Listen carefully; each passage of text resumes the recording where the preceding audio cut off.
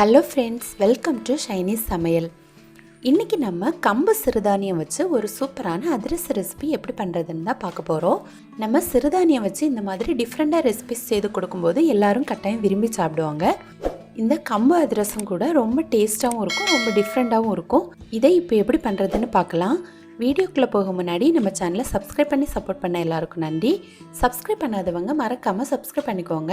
கம்பு அதிரசம் பண்ணுறதுக்காக நான் 1 கப் கம்பு எடுத்திருக்கேன். இது இந்த மாதிரி கொஞ்சம் பெரிய சைஸாக இருக்குது. இதில் கொஞ்சம் சின்ன சைஸ் கம்பு கூட கிடைக்கும், அது கூட நீங்கள் யூஸ் பண்ணிக்கலாம். இப்போ இதை நம்ம நல்லா கழுவி எடுத்துடலாம். கழுவும் போது கொஞ்சம் மேலே மிதந்து வரும், நம்ம அதையெல்லாம் ரிமூவ் பண்ணிடலாம். ஏன்னா அது தேவையில்லாதது தான். அதையெல்லாம் ரிமூவ் பண்ணி நல்லா கழுவி எடுத்துக்கணும். நல்லா கழுவி எடுத்ததுக்கப்புறமா தேவையான அளவு தண்ணி சேர்த்து 4 முதல் 6 மணி நேரம் நல்லா ஊற வச்சு எடுத்துக்கோங்க. இப்போ 6 மணி நேரம் நல்லா ஊறி வந்திருக்கு. இப்போ இந்த தண்ணியை நம்ம வடித்து எடுத்துடலாம். தண்ணியை நல்லா வடித்து எடுத்ததுக்கப்புறமா ஒரு காட்டன் துணி அல்லது டிஷ்யூ பேப்பர் எடுத்துக்கணும். அதில் இந்த கம்பை எடுத்து நல்லா விரித்து சேர்த்துக்கணும். அடுத்து இதை 1 மணி நேரம் அப்படியே விட்டுடுங்க. அப்போ இதில் இருக்க தண்ணியெல்லாம் நல்லா உலர்ந்து கிடைக்கும். 1 மணி நேரத்துக்கு அப்புறமா பாருங்கள், தண்ணியெல்லாம் உலர்ந்து கொஞ்சம் ட்ரை ஆகியிருக்கு. இதில் கொஞ்சம் ஈரப்பதம் இருக்கும், அந்த மாதிரி தான் இருக்கணும். ரொம்ப ட்ரை ஆகணும்னு தேவையில்லை. இப்போ இதை ஒரு மிக்ஸி ஜாரில் சேர்த்து நல்லா பவுடர் பண்ணி எடுத்துக்கலாம். கம்புக்கு மேலே கொஞ்சம் தவிடெல்லாம் இருக்கும், நம்ம இதையெல்லாம் நல்லா ஜலிச்சு எடுத்துக்கணும். மீடியம் ஹோல் இருக்கிற ஜல்லடை எடுத்துக்கோங்க, அப்போ தான் கரெக்டாக இருக்கும் அதிரசத்துக்கு. இப்போ இதை நல்லா ஜலிச்சு எடுத்துக்கலாம். ரொம்ப பவுடராக வேண்டாம், அதில் கொஞ்சம் திருன்னு இருக்கணும், அப்போ தான் அதிரசத்துக்கு ரொம்ப சூப்பராக இருக்கும். இப்போ பாருங்கள், இதில் உள்ள தவிடெல்லாம் நல்லா மேலே வந்திருக்கு. இதை நீங்கள் ஒரு டைம் கூட அடித்து எடுத்துக்கலாம், இல்லைனா வேஸ்ட்டில் கூட சேர்த்துக்கலாம். இப்போ நமக்கு ஃப்ரெஷ்ஷான கம்பு மாவு ரெடி ஆகியாச்சு. இப்போ இந்த கம்பு கூட 1 டேபிள் ஸ்பூன் அளவு எள்ளு சேர்த்துக்கலாம். அடுத்து நான் கொஞ்சம் ஏலக்காயும் சுக்கும் எடுத்து தட்டி வச்சுருக்கேன், இதையும் சேர்த்துக்கலாம். இப்போ இதெல்லாம் சேர்த்து நல்லா மிக்ஸ் பண்ணி வச்சுக்கலாம். கம்பு மாவு ரெடி பண்ணதுக்கப்புறமா ரொம்ப நேரம் நம்ம வெளியில் வச்சுக்கக்கூடாது. அதிக நேரம் வெளியில் இருந்தால் இதில் புளிப்பு சுவை வந்துடும். அதனால் உடனே நம்ம வெல்லம் காய்ச்சி சேர்த்துக்கணும்.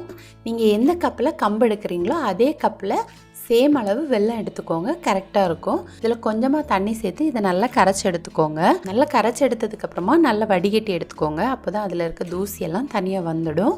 அடுத்து இதை நல்லா காய்ச்சி எடுத்துக்கணும். நம்ம ஒரு பவுலில் தண்ணி எடுத்து இந்த பாகு சேர்க்கும்போது அது நல்லா திக்காகி வரணும், அந்த பதத்துக்கு நம்ம காய்ச்சி எடுத்துக்கணும். ரொம்ப கல் மாதிரி வரணும்னு தேவையில்லை. இந்த மாதிரி அது உருண்டு வர ஸ்டார்ட் பண்ணும்போது நம்ம எடுத்துக்கலாம். ரொம்ப கல் மாதிரி எடுத்தால் நமக்கு அதிரசம் ரொம்ப திக்காக இருக்கும்.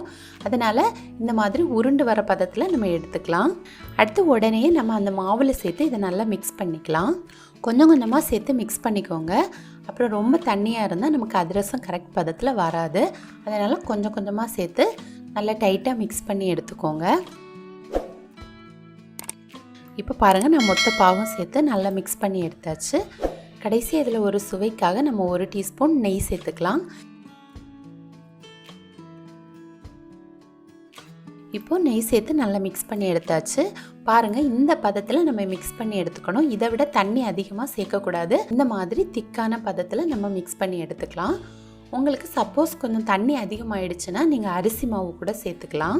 இதில் இருக்க சூடு ஆறும்போது இன்னுமே இது திக்காகும். இப்போ நம்ம இதை சூடு ஆறும் வரைக்கும் வச்சிடலாம். இதை நீங்கள் 2-3 நாள் வெளியில் வச்சு கூட செய்துக்கலாம், மாவு கெட்டு போகாது. நான் இதை சூடு ஆறின உடனே செய்ய போகிறேன். இப்போ பாருங்கள், சூடு ஆறுனதுக்கப்புறமா நல்லா திக்காக வந்திருக்கு.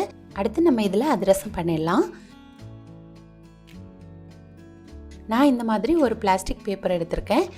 இதில் கொஞ்சமாக நெய் தடவிக்கலாம். அடியில் ஒரு தட்டு வச்சுக்கோங்க, அப்போ நமக்கு ஸ்ப்ரெட் பண்ணுறதுக்கெல்லாம் ஈஸியாக இருக்கும். நெய் தடவின அப்புறமா நம்ம எடுத்து வச்சுருக்க உருண்டையை இதில் வச்சு இந்த மாதிரி நம்ம கையாலேயே லைட்டாக ப்ரெஸ் பண்ணி எடுத்துக்கலாம். நல்ல ஒல்லியாக ப்ரெஸ் பண்ணிடாதீங்க, கொஞ்சம் திக்காக இருக்கட்டும். அப்போ தான் அதிரசம் பொரிஞ்சு வரும்போது ரொம்ப டேஸ்ட்டாக இருக்கும். இது ஈவனாக வெந்து வரதுக்காக நம்ம நடுவில் ஒரு ஹோல் போட்டுக்கலாம். இந்த மாதிரி பிளாஸ்டிக் பேப்பரில் ரெடி பண்ணும்போது நமக்கு ஈஸியாக எடுக்க வரும். பிளாஸ்டிக் பேப்பர் இல்லைன்னா நீங்கள் வாழை இலையில் கூட செய்துக்கலாம். அதிரசத்தை நம்ம லோ ஃப்ளேமில் தான் பொரிச்சு எடுத்துக்கணும். சூடு அதிகமாக இருந்தால் மேலே மட்டும் சீக்கிரமாக ப்ரௌன் கலர் ஆகிடும், உள்ளே வேகாது. அதனால் லோ ஃப்ளேமில் வச்சு பொரிச்சு எடுத்துக்கோங்க. இப்போ பாருங்கள், நமக்கு அதிரசம் ரெடி ஆகியாச்சு. இதை நம்ம எடுத்து வச்சிடலாம்.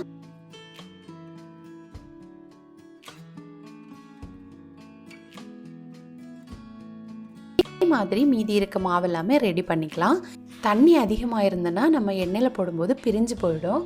அதனால் கரெக்ட் பதத்தில் ரெடி பண்ணியிருந்தீங்கன்னா அதிரசம் சூப்பராக வரும்.